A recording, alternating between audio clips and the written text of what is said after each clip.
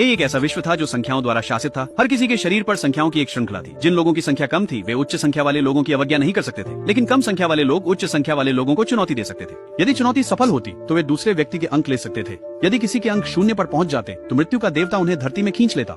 10 साल पहले लड़की की मां को निगल लिया गया था क्योंकि उसके अंक शून्य हो गए थे। मरने से पहले उसकी मां ने लड़की को 1 नंबर और दिया और उसे कहा कि वह पौराणिक फॉलिंग किंग को ढूंढे। जब लड़की पहली बार शहर में आई तो उसने एक गुंडे से मुलाकात की। उसने उसे एक ही बार में दूर फेंक दिया, लेकिन वह फिर भी उसका पीछा करता रहा। सौभाग्य से सराय के मालिक ने समय पर उसे रोक दिया, जिससे कोई नुकसान नहीं हुआ। जब लड़की ने कहा कि वह प्रसिद्ध फॉलिंग किंग की तलाश कर रही है तो मालिक ने कहा कि वह वहाँ 10 साल से अधिक समय से रह रही है और उसने उसके बारे में कभी नहीं सुना। निराश होकर लड़की जाने ही वाली थी। उसी समय एक गश्ती अधिकारी ने उसे रोका। उसने कहा कि वह फॉलिंग किंग है और अपने चेहरे पर सफेद तारे को सबूत के रूप में दिखाया। ये सुनकर लड़की अपनी आंखों के आंसू नहीं रोक सकी। उसकी लंबी खोज का अंततः उत्तर मिल गया।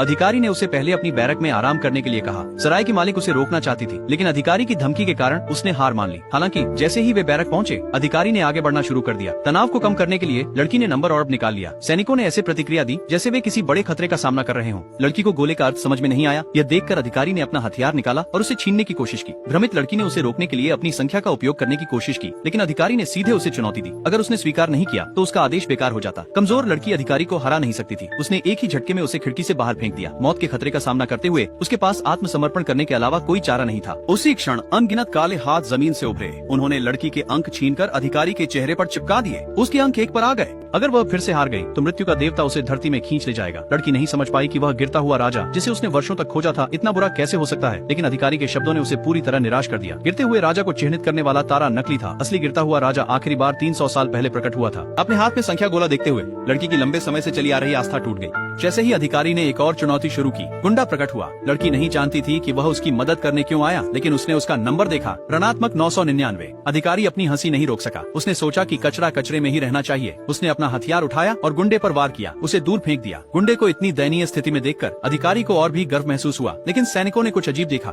अगर उस गुंडे के पास सच में ऋणात्मक 999 अंक होते तो मृत्यु का देवता उसे कब का ले गया होता। चूँकि वह अभी भी जीवित था, यह संभव था कि उसके पास भी एक संख्या गोला हो। फिर गुंडे का मुखौटा धीरे धीरे गिर गया। अगले ही पल सभी ने उसे पहचान लिया। वह गुंडा कोई और नहीं बल्कि प्रसिद्ध फॉलिंग किंग था।